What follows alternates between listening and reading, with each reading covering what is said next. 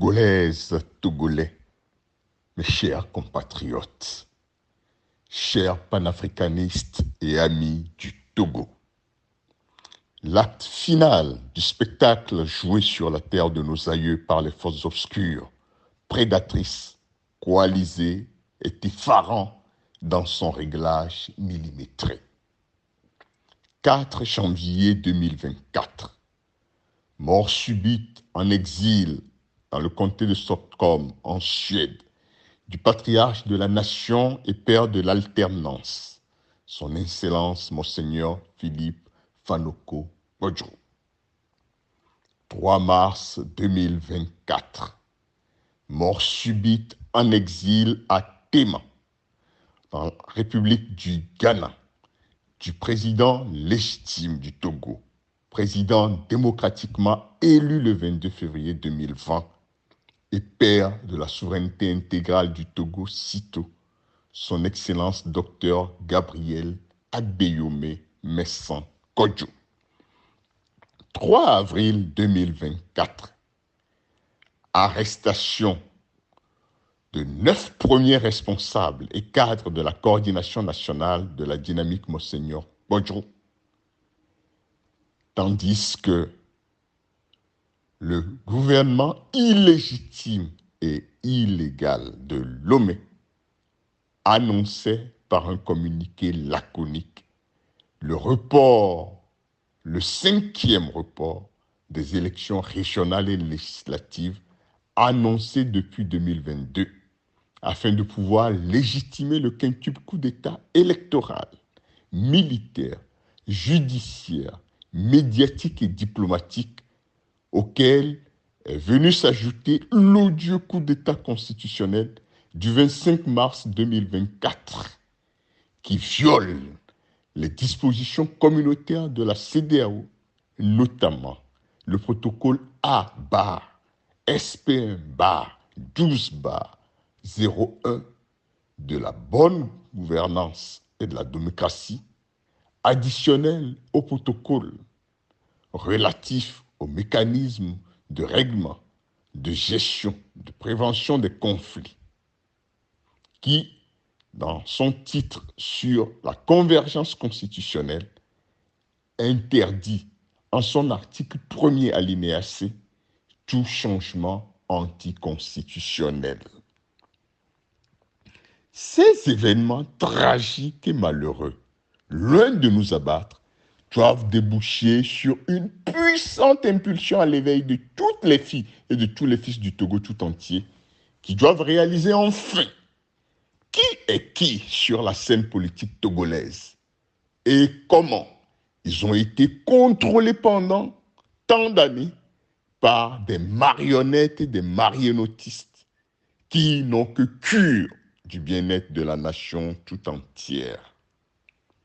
Il est grand temps d'agir uniquement et exclusivement avec notre cœur en débarrassant la terre de nos aïeux de toutes les forces obscures et prédatrices liguées contre le vivre ensemble harmonieux et la souveraineté intégrale du Togo, CITO.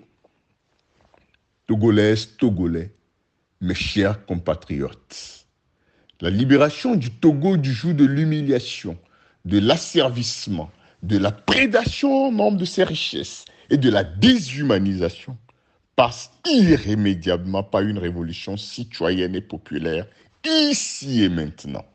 Aucun dialogue ou marché de dupes n'a plus de place sur la terre de nos aïeux.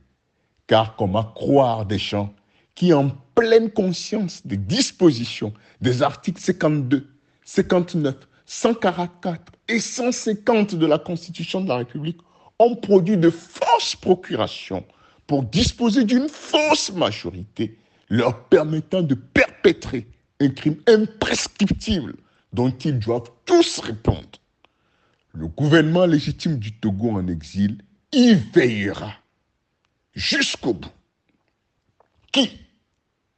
Qui peut accepter que moins de 50 députés sur une population de 9 millions d'habitants et plus puissent falsifier des procurations pour faire passer notre pays de régime semi-présidentiel à un régime parlementaire qui s'apparente à une monarchie dans le viol éhonté de l'article 59 de la Constitution qui dispose clairement: le président de la République est élu au suffrage universel, libre, direct, égal et secret pour un mandat de 5 ans renouvelable une seule fois. Cette disposition ne peut être modifiée que par voie référendaire. Ainsi, fort de 6 coups d'État électoral, militaire, judiciaire, médiatique, diplomatique et constitutionnel depuis le 22 février 2020, Faure Gnassingbé n'aura plus besoin du souverain peuple togolais pour une quelconque élection et peut espérer un mandat à vie. Trêve d'ineptie. Comment comprendre que M. Paul Missiak Beto, coordinateur général de la DMK, Mme Dovi Amouzou, première coordinatrice générale adjointe de la DMK, M. Douti Kolani, deuxième coordinateur général adjoint de la DMK, Mme Véronique Bakale, présidente des femmes patriotes du mouvement patriotique pour la démocratie et le développement MPDD du défunt président légitime du Togo, M. Silver Sodjavi, président de la commission communication de la DMK, M. Louis Adjossou, président de la commission droits de l'homme de la DMK, M. Désiré Soussoupo, président de la fédération Golf du mouvement patriotique pour la démocratie et le développement, M. Obi Olou, M. Espoir Togbonu, tous cadres de la DMK, puissent être arrêtés dans le cadre de la sensibilisation des populations sur l'illégalité de la révision constitutionnelle ce 3 avril 2024 au marché d'accord de Sewa et transférés notamment au service central de renseignement d'investigation criminelle SCRIC au motif de distribuer des tracts séditieux. Comment croire Faure Gnassingbé et son gang alors qu'ils persécutent les patriotes souverainistes de la DMK qui prônent l'éthique au cœur de la politique et une gouvernance vertueuse de la République, sans faux fuyant, contrairement au règne chaotique, kakistocratique de la dictature militaro-clanique, néocolonialiste et multidécennale. Revêtu du sceau de la légitimité populaire conférée à la DMK le 22 février 2020, je demande urgemment à toute la population sur le territoire national, dans la diaspora, de se mobiliser pour obtenir la libération immédiate et inconditionnelle des responsables de la DMK arrêtés, car ils n'ont pas usé de violence ni préconisé son usage.